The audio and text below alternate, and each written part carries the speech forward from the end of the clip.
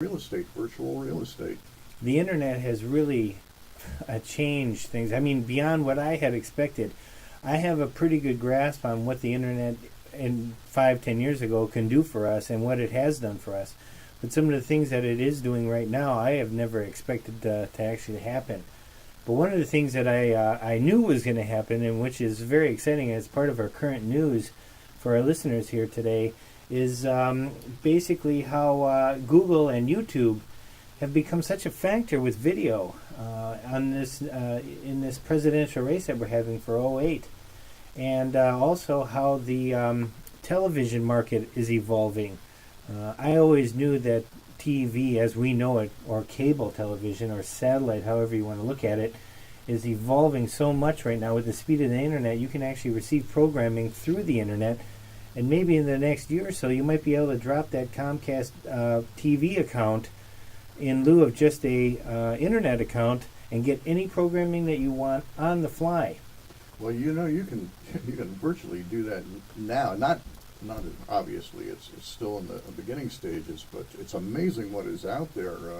What YouTube has just opened the door, and other companies are following suit. My number one favorite, and I've mentioned it before on the show, is Joost, Joost. I love the interface, and just the content is just incredible. The choice, and it's a beautiful interface. And when it opens up on your monitor screen, you can search for whatever subject, singer, entertainment you like, and it's not just one video. You get one is followed by the other. You can fast forward to the next one, skip just like you would with a DVD or a CD. Right. And it's basically you've created a channel.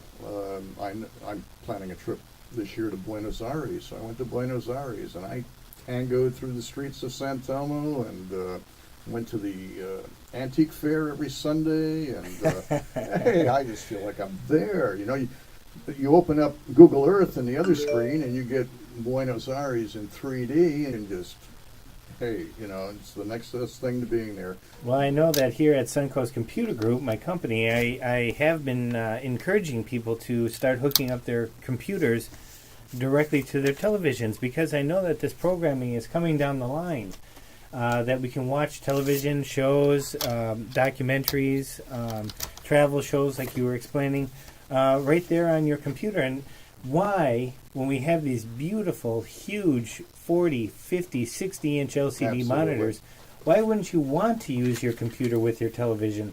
And a lot of them have the connections directly on the side, so if you have a HDMI connection from your computer or a DVI connection, these are video connections now, that can be plugged in directly to the side of the LCD.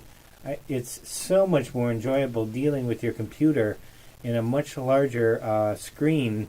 And when you're watching video and you want to kick back on the couch and have a cup of coffee, this is the way to go.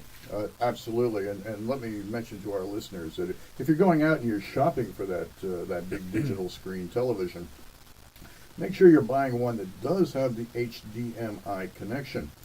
And then, if you modify your PC, or you've been fortunate enough to buy one that's got HDMI coming out of the back, in many cases you'll have to install a video card, which is cost effective. You know, a good video card can be bought for around $100 these days. And less in some cases. And less and more. But as an average everyday user's price, who's not a gamer, $100 will nail it. Right. But make sure it's got the HDMI connection on the back. Now with HDMI, basically what you're doing, you're getting all your digital audio and video in one cable. Yep. And you're doing away with that snarl of 5 other cables. And that's what's beautiful. I hooked it up for a client of mine, and because it was so simplistic, he had a hard time understanding the concept behind it, because there was just not enough cables. This can't be. He wanted more cables, actually, because he thought that was the way to go, the route. And literally, I had a Yamaha receiver with 2 HDMI connections on the back, 2 inputs, 1 output, hooked up to the DVD, the progressive DVD player, and the digital cable box. and then one long 12-footer directly to the LCD television, and we were up and running within about 10 minutes. It's a great thing, and for those of you who go out shopping for the HDMI cable, I know a lot of people are put off by the high cost. They are expensive, but keep in mind, It's one instead of five. You're buying one cable that does all instead of five. Right. The other thing to pay attention to is most of those digital television sets, the high def that are out there, have the DVI connection as well.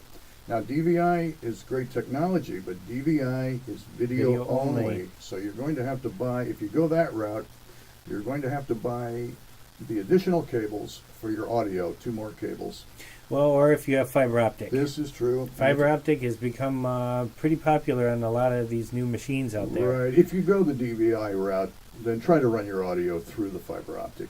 And that way then you can achieve DTS, Dolby Digital, which are the multi-channel surround sound features. It's amazing. When I first hooked up my fiber optic cable to my computer, I was just amazed that my computer could sound so beautiful. Because about, I would say 15 years ago, I had concocted via the help of Radio Shack, connected from my speaker output to a right and left channel on my Scott receiver. That's how long ago this was. Big time. And I was able to achieve beautiful sound 15 years ago, and I never knew that I would be listening to Dolby Digital surround sound with a high definition image coming through my monitor right from my computer. It's computers are definitely the way to go if you ever want to get into entertainment.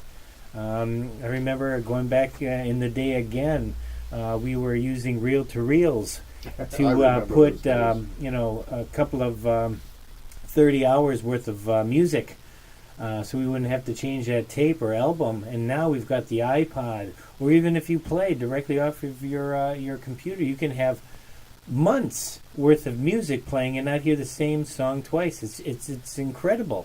It is incredible, and like yourself, I grew up with a father who was very into technology, electronics technology, and that was his field, was electronics. He worked a lot on the early printed circuitry, among other things. But in the 60s, he designed a reel-to-reel portable studio tape recorder for the Beatles company, Apple, the original Apple, prior to Steve Jobs and his Apple. I wish I had it now. Imagine what I'd get for that on eBay. That's incredible. That studio tape recorder, I think he installed one in Ringo Starr's home studio, because I know he set that up for Mr. Starr. And, that's not so long ago. It was the beginning of my working career, which was 1966. So in 1966, when you're my age, doesn't seem like so long ago.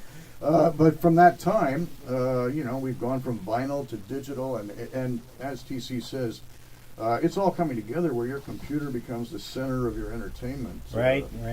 And one thing I also have to stress is a lot of my clientele, they are very excited about the new technology. And every time I go to a home to set up their stereo equipment for them, one of the things that I hear constantly is, I don't want to deal with all these remotes. What's going on with all these remotes?